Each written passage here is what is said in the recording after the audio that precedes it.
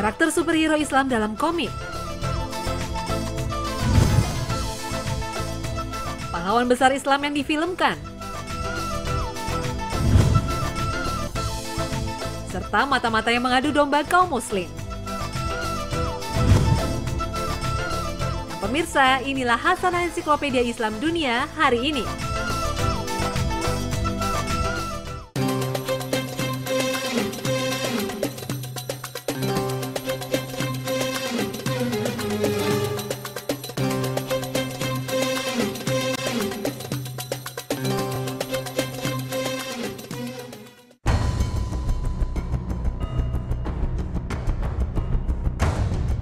Assalamualaikum warahmatullahi wabarakatuh. Selamat pagi pemirsa Trans 7, Hasanah Ensiklopedia Islam Dunia pagi ini kembali hadir untuk melengkapi Hasanah Pengetahuan Islam Dunia ke hadapan Anda. Di bagian awal, Hasanah akan kami isi dengan karakter superhero Islam dalam cerita-cerita komik bergambar. Komik, cerita bergambar dengan rangkaian yang berurutan telah memikat jutaan pembacanya. Gambar menarik yang bercerita menjadikan sensasi pembaca terasa lebih hidup dan mudah dipahami. Komik disukai oleh anak-anak maupun dewasa. Karakter yang cukup menonjol adalah superhero atau sosok protagonis dengan kemampuan luar biasa yang selalu menjadi pahlawan. Karakter superhero pada komik dengan latar belakang Islam kini semakin banyak dijumpai. Bersaing dengan karakter superhero yang sudah terlebih dahulu ada, masuknya tema Islami dalam karakter superhero memberikan warna baru dalam proses penyebaran dan pengenalan Islam. Dan berikut ini para jagoan komik Islam yang siap menambah hasanah pengetahuan Anda. Das adalah tokoh fiksi dalam serial komik X-Men.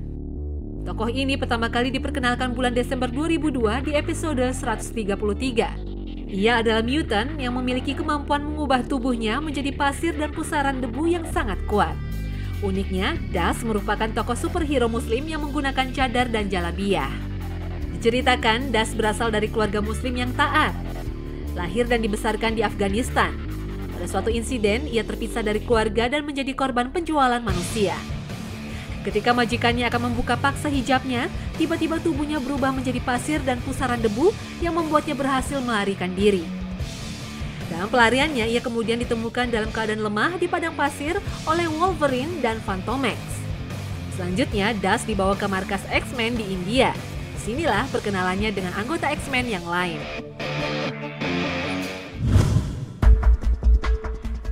Night Runner merupakan tokoh rekaan David Hain dan Kaylee Higgins dan masuk dalam komik Marvel sebagai tokoh pendamping Batman. Bruce Wayne dan Dick Grayson membangun Batman Incorporated, sebuah jaringan penumpas kejahatan dengan menempatkan superhero di beberapa kota besar di dunia. Di Paris, Bruce Wayne menemukan sosok Bilal As-Selah. Ia digambarkan sebagai pemuda muslim berusia 22 tahun. Warga keturunan Aljazair Perancis dan bermukim di kota Clichy-sous-Bois, salah satu distrik di Paris. Tokoh ini banyak menuai kontroversi, khususnya bagi mereka yang anti-muslim. Banyak penolakan atas Batman yang digambarkan berteman dengan seorang muslim dan bukan keturunan asli Perancis. Namun DC Comics berpendapat berbeda. Dalam komik itu dikisahkan Night Runner tumbuh dewasa dalam komunitas muslim yang diganggu oleh kerusuhan. Melalui Bilal, DC Comics menyoroti kerusuhan di Paris dan memberikan penyadaran tentang akar-akar konflik yang sesungguhnya. Bahwa sumber awal mula kerusuhan di Paris bukan dari warga muslim. Burak, superhero muslim dari Amerika Serikat pertama di dunia, diperkenalkan dalam satu komik terbitan sebuah penerbit independen baru-baru ini. Burak memakai topeng dan kostum berwarna merah putih dan selendang hitam. Burak adalah tokoh superhero yang merupakan buah kreativitas Adil dan Kamil Imtiaz, dua seniman muslim asal Amerika Serikat yang menuangkannya dalam komik digital. Tak sekedar bacaan yang menghibur dan mendidik, dua kakak beradik ini punya misi lebih mulia. Mereka berharap seri komik digital yang mereka buat bisa membantu meluruskan kesalahpahaman dan ketakutan terhadap Islam di Amerika Serikat dan dunia Barat.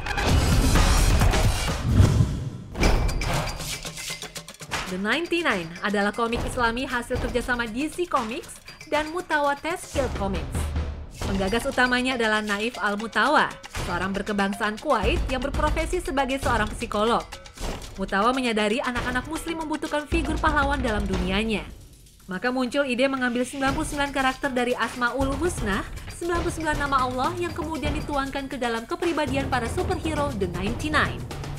Komik ini mendapatkan respon positif karena menyebarkan sifat-sifat baik yang memberikan kenyamanan, toleransi antar umat beragama, dan perdamaian. Dalam penggambaran karakter komik, para superhero menggunakan kostum yang lebih tertutup, terutama superhero wanitanya. Para superhero dalam kisah komik ini mendapatkan kekuatan dari batu bercahaya yang berjumlah 99. Batu bercahaya ini berasal dari Baghdad yang zaman dulu pernah diserang oleh Kulagu Khan. Saat itu, Khan menyerang perpustakaan di Baghdad sehingga para pustakawan berinisiatif untuk menyelamatkan berbagai ilmu pengetahuan yang ada di dalamnya. Mereka lalu menyelamatkan ilmu pengetahuan itu dengan menyerapnya ke dalam sebuah batu sakti melalui proses kimia. Sehingga ilmu pengetahuan yang ada di dalam batu sakti itu kemudian tersebar sebagai 99 cahaya ke seluruh dunia. Indonesia menyumbang satu karakter dengan tokoh bernama Fatah yang mempunyai kekuatan dapat berpindah tempat ke seluruh dunia. Penayangan komik The 99 mendapat penentangan kuat di Amerika Serikat. Mutawa menuturkan beberapa orang di Amerika Serikat menyudutkannya dengan mengatakan ia telah mempromosikan hukum syariah kepada anak-anak.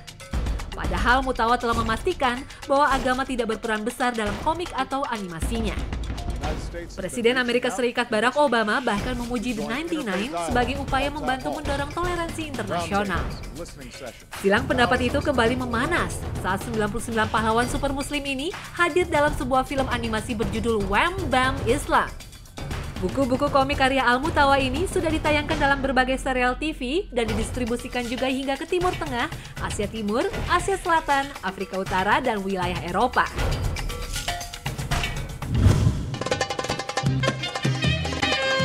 Pemirsa Hasanah, jangan kemana-mana karena selanjutnya akan kami hadirkan informasi tentang pahlawan besar Islam yang difilmkan dan mata-mata yang mengadu domba kaum muslim. Tetap bersama Hasanah, Ensiklopedia Islam Dunia akan segera kembali.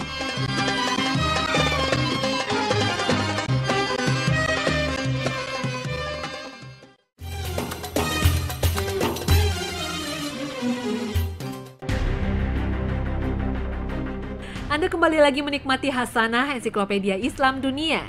Di bagian kedua, kami akan tawarkan informasi pahlawan besar Islam yang difilmkan. Lewat film, sepenggal sejarah mampu digambarkan secara utuh meski diwarnai bumbu drama dan gaya cerita si pembuatnya. Beberapa tokoh besar Islam telah menarik perhatian para pembuat film untuk menuangkan cerita mereka di layar lebar.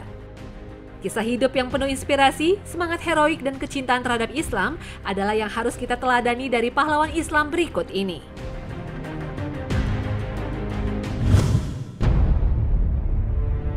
Tokoh yang pertama adalah Khalid bin Walid, seorang panglima perang Islam yang legendaris dan ditakuti lawan di medan tempur. Ia mendapat julukan pedang Allah yang terhunus. Awalnya, Khalid bin Walid adalah panglima perang kaum kafir Quraisy. Ketika Khalid bin Walid masuk Islam, Rasulullah sangat bahagia karena Khalid mempunyai kemampuan berperang yang dapat membela panji-panji Islam dan meningkatkan kalimatullah dengan perjuangan jihad. Pada masa pemerintahan Abu Bakar, Khalid bin Walid ditunjuk sebagai panglima pasukan Islam dalam perang Yarmuk untuk melawan tentara Bizantium. Jumlah pasukan Islam tidak seimbang dengan pihak musuh yang berlipat-lipat. Kegigihan Khalid bin Walid dalam memimpin pasukannya membuahkan hasil yang membuat hampir semua orang tercengang.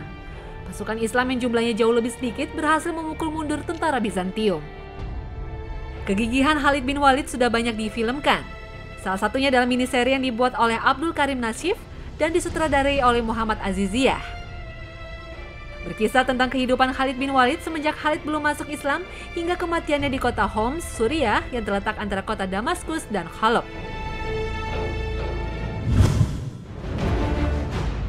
Pahlawan Islam yang berikutnya adalah Salahuddin Al-Ayyubi, salah satu pahlawan besar dalam sejarah Islam. Salahuddin Al-Ayyubi lahir di kota Tikrit, Kurdis, 140 km barat laut kota Baghdad pada tahun 1137 Masehi. Saat Salahuddin berkuasa, Perang Salib sedang berjalan dalam fase kedua. Saat itu terjadi gencatan senjata antara Salahuddin dengan Raja Yerusalem dari pasukan Salib, Guy de Lusignan. Adalah Reginald de Chatillon yang memimpin penyerangan pasukan Salib terhadap rombongan peziarah Muslim dari Damaskus menjadi pemicu Perang Salib fase ketiga. Seluruh rombongan kafilah ini dibantai termasuk saudara perempuan Salahuddin. Pada bulan Maret tahun 1187 setelah bulan suci Ramadan, Salahuddin menyuruhkan jihad qital. Puncak kegemilangan Salahuddin terjadi di Perang Hattin. Perang Hattin terjadi di bulan Juli yang kering. Pasukan muslim dengan jumlah 25.000 orang mengepung tentara salib di daerah Hattin yang menyerupai tanduk. Dari Hattin, Salahuddin bergerak menuju kota-kota Acre, Beirut, dan Sidon untuk dibebaskan. Selanjutnya, Salahuddin bergerak menuju Yerusalem. Pasukan salib di Yerusalem dipimpin oleh Balian dari Obelin. 4 hari kemudian, Salahuddin menerima penawaran menyerah dari Balian. Yerusalem diserahkan ke tangan kaum muslimin. Salahuddin menjamin kebebasan dan keamanan kaum Kristen dan Yahudi. Masjid Al-Aqsa dan Masjid Umar bin Khattab dibersihkan. Gereja makam suci tetap dibuka, serta umat Kristiani diberikan kebebasan untuk beribadah di dalamnya. Salahuddin berkata, Muslim yang baik harus memuliakan tempat ibadah agama lain. Salahuddin berhasil mempertahankan Yerusalem dari serangan Raja Inggris Richard the Lionheart. Richard menyerang dan mengepung Yerusalem bulan Desember tahun 1191 dan Juli tahun 1192. Namun penyerangan-penyerangannya dapat digagalkan oleh Salahuddin. Kepada musuhnya pun Salahuddin berlaku penuh murah hati. Saat Richard sakit dan terluka, Salahuddin menghentikan pertempuran serta mengirimkan tim pengobatan kepada Richard. Sikap Salahuddin yang tegas, pemaaf juga murah hati menjadi contoh keteladanan.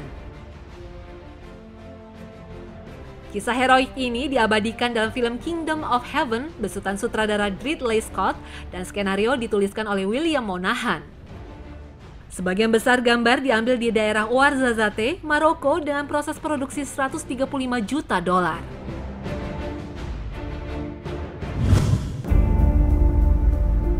Dalam hadis yang diriwayatkan Ahmad bin Hambal, Nabi Muhammad SAW bersabda, kota Konstantinopel akan jatuh ke tangan Islam. Pemimpin yang menaklukkannya adalah sebaik-baik pemimpin dan pasukan yang berada di bawah komandonya adalah sebaik-baiknya pasukan. Dan Allah SWT mewujudkan impian kaum muslimin untuk menaklukkan Konstantinopel melalui tangan pemimpin ke-7 Daulah Utsmaniyah, yaitu Sultan Muhammad Al-Fatih.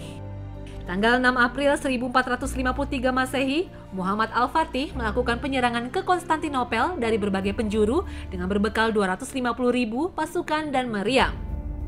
Kota Konstantinopel dengan benteng setinggi 10 meter dan dilindungi oleh parit sedalam 7 meter itu memang sulit ditembus. Dari sebelah barat pasukan artileri harus membobol benteng 2 lapis. Dari arah selatan Laut Marmara, pasukan laut Turki harus berhadapan dengan pelaut Genoa. Dan dari arah timur, armada laut harus masuk ke selat sempit Golden Horn yang sudah dilindungi dengan rantai besar hingga kapal perang ukuran kecil pun tak bisa lewat. Akhirnya untuk memasuki Teluk Golden Horn, kapal-kapal perang Turki diangkut lewat jalan darat. Tanggal 29 Mei 1453, Muhammad Al-Fatih berhasil menembus kota Konstantinopel melalui pintu Edirne dan mengibarkan bendera Daulah Utsmaniyah di puncak kota. Sultan Muhammad Al-Fatih memberi perlindungan kepada semua penduduk dan Konstantinopel diubah namanya menjadi Istanbul. Kisah Muhammad Al-Fatih merebut Konstantinopel divisualkan kembali dalam film Fethi 1453 yang disutradarai Faruk Aksoy yang diluncurkan serentak tanggal 16 Februari 2012. Dengan biaya produksi $17 juta, film ini menjadi termahal dalam sejarah pembuatan film di Turki.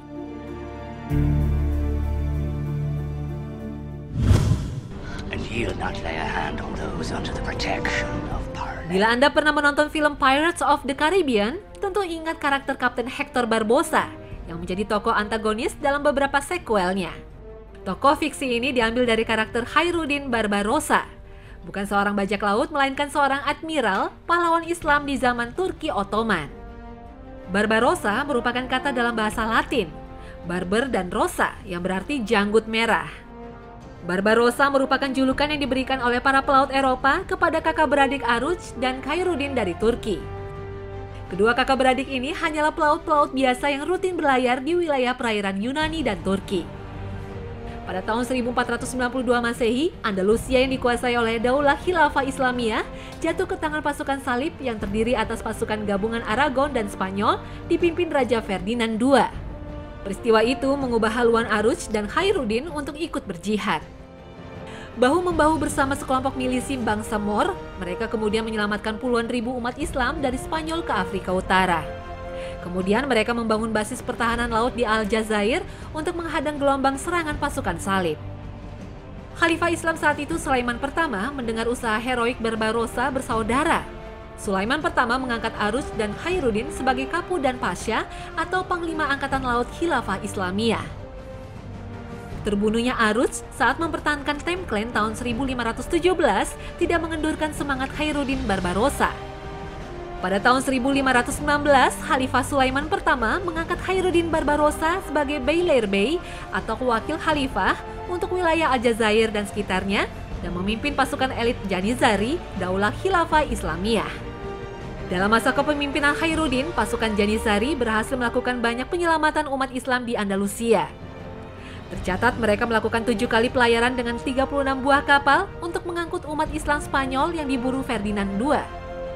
Pasukan laut di bawah pimpinan Khairuddin juga berhasil mengontrol lalu lintas pelayaran di Laut Tengah sepenuhnya. Tahun 1565 dalam usia senja, Khairuddin Barbarossa memimpin pasukan untuk merebut Malta dari tangan Knight of Saint John. Namun dalam pertempuran itu, Khairuddin gugur. Kemudian Khairuddin dimakamkan di Istanbul. Cerita Khairuddin Barbarossa ini lalu difilmkan oleh sutradara Baha Galen Bevi dan skenario ditulis Kenan Orkan di tahun 1951. Para pahlawan telah memberikan contoh bagaimana harus bersikap pantang menyerah dan persisten dalam memperjuangkan Islam. Setelah menelaah para jagoan protagonis, kini kita beralih ke sosok antagonis melihat sepak terjang mata-mata yang mengadu domba umat muslim, penuh muslihat dan pengkhianatan. Berikut informasinya.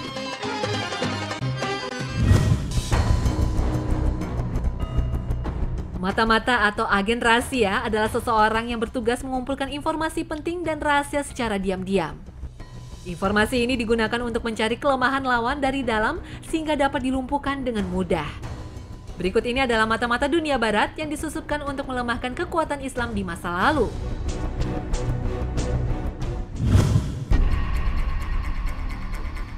Thomas Edward Lawrence adalah seorang mata-mata Inggris yang diutus untuk menghasut bangsa Arab agar memberontak kepada Kesultanan Turki.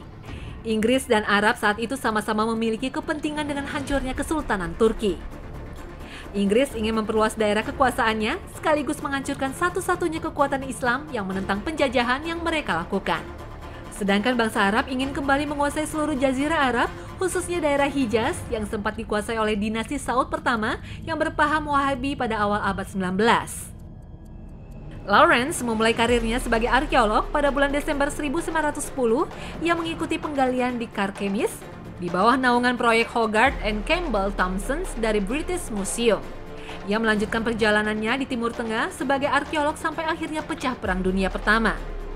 Pada Maret sampai Mei 1914, Lawrence ditugaskan sebagai generalis pencatat sipil pasukan Inggris. Seiring pecahnya permusuhan Hashimiyah, sebuah klan yang didirikan oleh Bani Hashim di Yordania. Bani Hashim terlibat perang saudara dengan Bani Umayyah dan kemudian berafiliasi dengan Bani Abbas. Pada kelanjutannya, Bani Hashim membentuk sebuah kelompok revolusioner dalam naungan Hashimiyah. Pergerakan revolusi ini berubah menjadi kelompok milisi yang didukung Inggris. Inggris memiliki kepentingan nyata di Mesir dan Syria sebagai basis wilayah di Timur Tengah melawan Turki Ottoman. Inggris merekrut Lawrence sebagai pencatat administratif di Kairo karena Lawrence paham demografi Syria, Levanto, dan Mesopotamia. Di Kairo pula dia dimutasi menjadi staf intelijen GOC General Officer Commanding pasukan perwira khusus di Timur Tengah dengan pangkat kapten.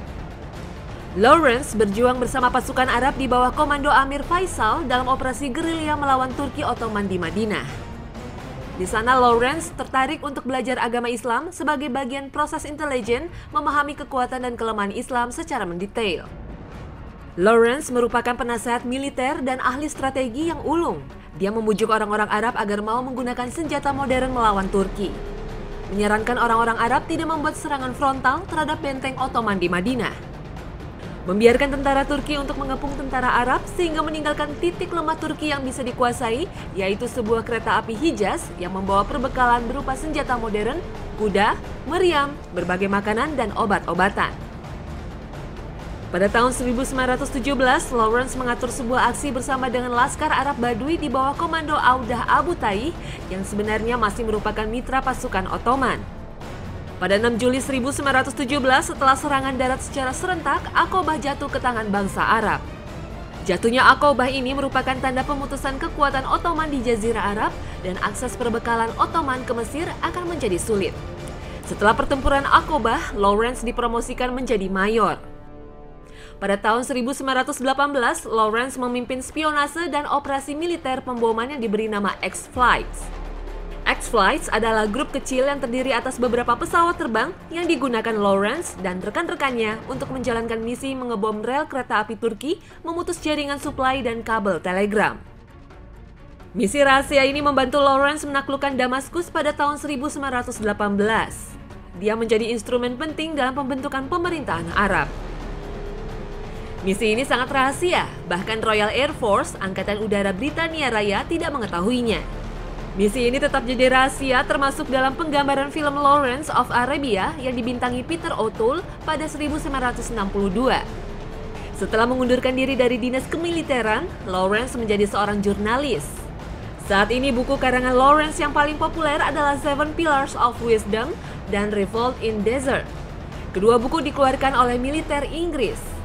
Di usia 46 tahun, Lawrence mengalami kecelakaan fatal ketika mengendarai sepeda motor. Dari bukunya Seven Pillars of Wisdom, sejumlah sejarawan seperti Richard Aldington, Desmond Stewart, Lawrence James, dan Michael Usher menulis bahwa T.E. Lawrence adalah seorang homoseksual.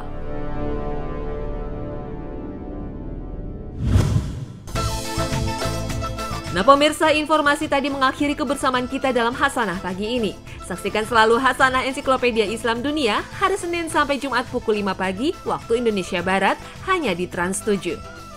Selamat menjalankan aktivitas Anda. Terima kasih dan wassalamualaikum warahmatullahi wabarakatuh.